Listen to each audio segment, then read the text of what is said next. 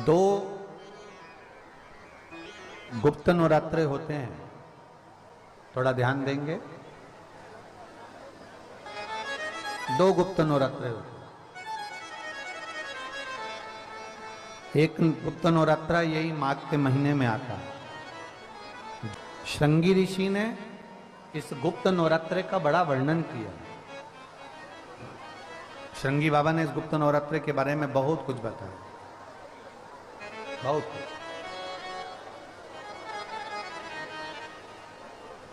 श्रृंगी बाबा गुप्त नवरात्रे के लिए कहते हैं कि अगर इस गुप्त नवरात्रे के अंतर्गत 9 लाल फूल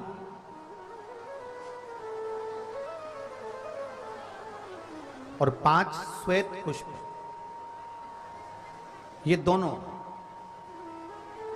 लोग कहते हैं गुप्त नवरात्रे में हम देवी की आराधना करें, गुप्त नवरात्रे में हम भगवान की आराधना करें, पर शिव महापुराण की कथा कर रही है, भगवान शंकर का चरित्र कथा है।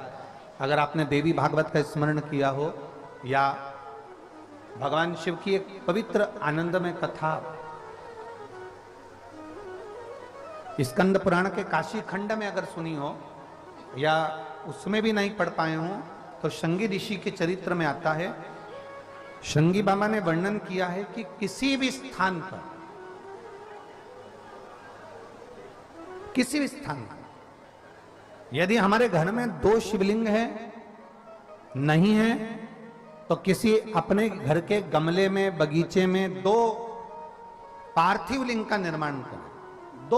2 पार्थिव लिंग, उसमें एक शिवजी का स्मरण करें और एक में माता पार्वती जी का स्मरण। देवादिदेव महादेव के 2 स्वरूप, 2 लिंग प्रकट कर कर एक पर 9 पुष्प लाल और एक पर श्वेत पुष्प 5 समर्पित करें, बाबा की आराधना करें, घी का दीप लगाएं, पूजन करें और बाद में उन शिवलिंग को, उन पुष्पों को विसर्जन करें।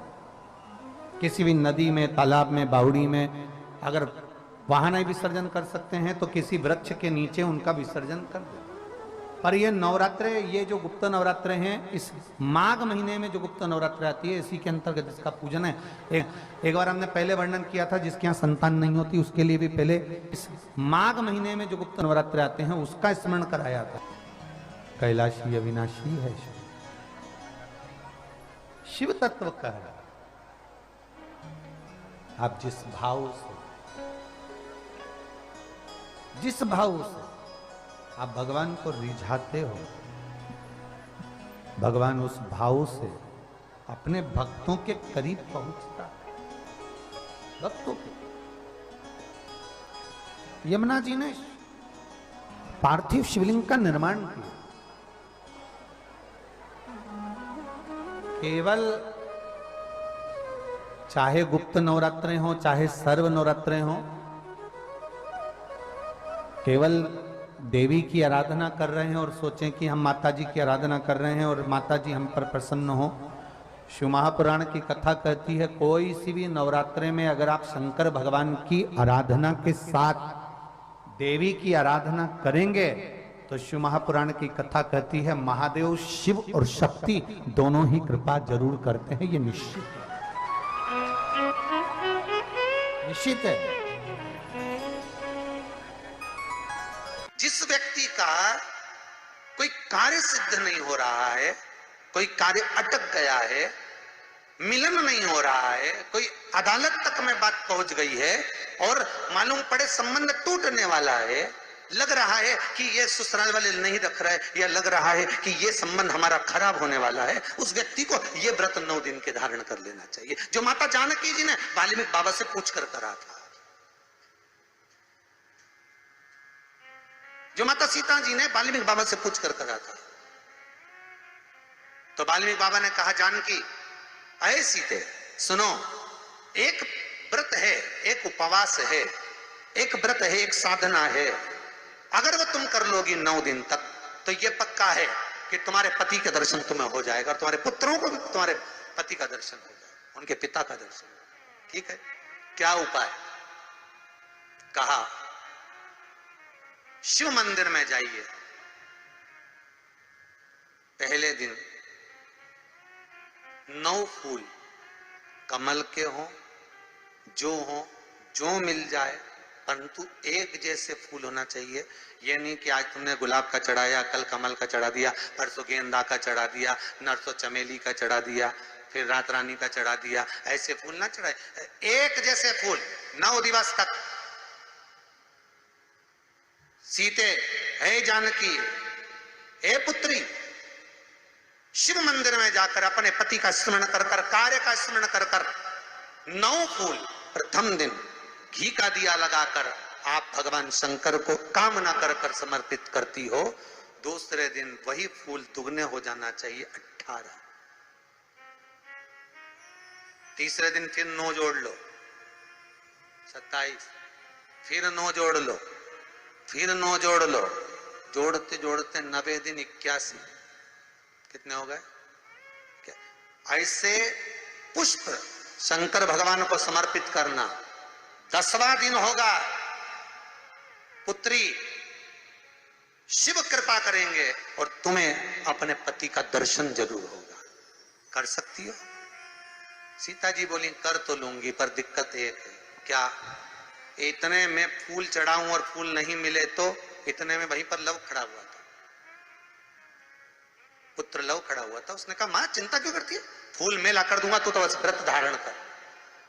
यही गुप्त नवरात्रि का व्रत, इसी आषाढ़ी नवरात्रि का व्रत मां जानकी ने करना प्रारंभ करा और पुष्प लाने के लिए लव जाता। पहले 9 फूल तो आश्रम में मिल गए, दूसरे 27 फूल, 18 फूल भी आश्रम में मिल गए। धीरे धीरे धीरे धीरे जब 5 दिन हो गए, पुष्प की संख्या कम पड़ने लगी, तो लव को मालूम पड़ा कि मेरी माता को पूजन करने में दिक्कत हो रही है, पुष्प नहीं मिल रहा है। चिंता मत कर मां, अब तो कहीं से भी ला कर दूंगा तो दूंगा। और गया लव, गया।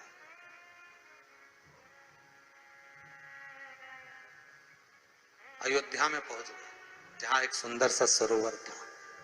सरोवर के दरवाजे पर द्वारपाल खड़े हुए थे, अंदर नहीं जाने दिया। मुझे जाने दो, मुझे पुष्प चाहिए, मेरी माता पूजन कर रही। द्वारपालों ने पकड़ना चाहा, मना करा, नहीं माना। लव इनको पटक कर अंदर प्रवेश कर गया, फूल लेकर आया, माता को दिया। धीरे धीरे पुष्प आते रहे, चलता रहा। खबर पहुंच गई श्री राम जी महाराज के पास में कि कोई वाल्मीकि बाबा का शिष्य आता है और सरोवर के सारे कमल के फूल तोड़कर ले जाता है।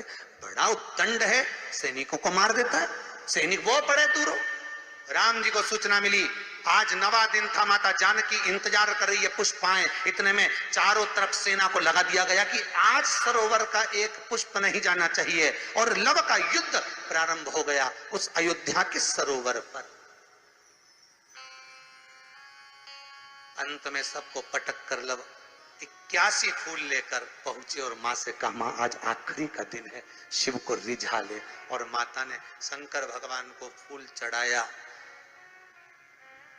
10वें दिन सूचना आ गई वाल्मीकि बाबा के पास में, तुम्हारा कोई शिष्य है लव, बड़ा उद्दंडी है, या तो उसको लेकर आओ, नहीं तो हमारी सेना उसको पकड़ने के लिए आ रही है।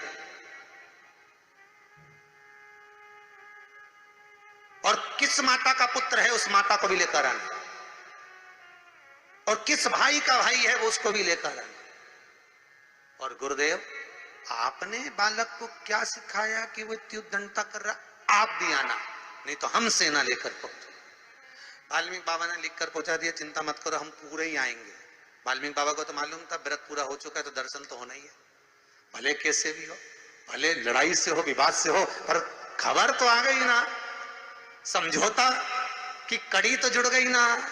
भगवान वाल्मीकि बाबा समझ गए, सीता जी से कह दिया तेरा व्रत पूर्ण हो गया बेटा, अब तू कल तैयारी कर चलने की। और लव को लेकर पहुंचे, सीता जी को देखा, पुत्रों का स्मरण करा, राम जी के नैनों से जल बह गया। वाल्मीकि बाबा सीता से कहते हैं, इसको कहते हैं साधना, इसको कहते हैं तप, इसको कहते हैं साधना। आप भी कर सकते हो। आनंद रामायण का ये प्रसंग वर्णन करता है कि हम भी क्यों ना कर सकते। गुप्त नवरात्र चालू हो गया, गुप्त नवरात्र करो, आराधना, कुछ नहीं तो एक फूल तो शंकर को चढ़ाना चालू करो, कम से कम एक पुष्प तो चढ़ाओ। जिसको लगता है कि मेरे परिवार में कोई दूसरा व्यक्ति हस्तक्षेप कर रहा है, या मेरा पति किसी पर नारी के साथ में रह रहा है, या नारी किसी पर पुरुष के साथ में रह रही है, तो माखन थोड़ा सा प्रतिदिन मां जगत जननी के मंदिर में अवश्य समर्पित करें। 9 दिन तक समर्पित करोगे, कैसा भी दोष होगा, कैसे भी ग्रह होंगे, वो सब हट जाएंगे और जीव आपका हो। ये वो नवरात्र है जिसमें प्रेम आनंद बढ़ता है, स्नेह बढ़ता है। ये वो नवरात्र।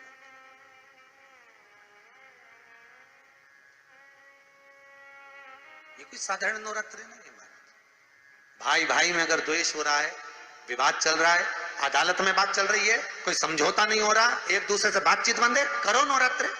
यही गुप्त नवरात्र धारण करो। 9 दिन कुछ भी, आप बाबा को पुष्प समर्पित करो, फूल। लगता क्या है, कोई यहाँ लिखा तो आनंद रामायण में ये थोड़ी नहीं लिखा कि एक एक सोने की अंगूठी समर्पित करो। उन्होंने तो लिखा पुष्प, केवल पुष्प, केवल पुष्प, इससे ज्यादा कुछ नहीं। भगवान को दीजिए। कोई कामना है आपकी नहीं हो रही, कल की अमावस्या हो जाना, लग जाए बाबा को रिझाओ, उसको मनाने का प्रयास करिए, प्रकट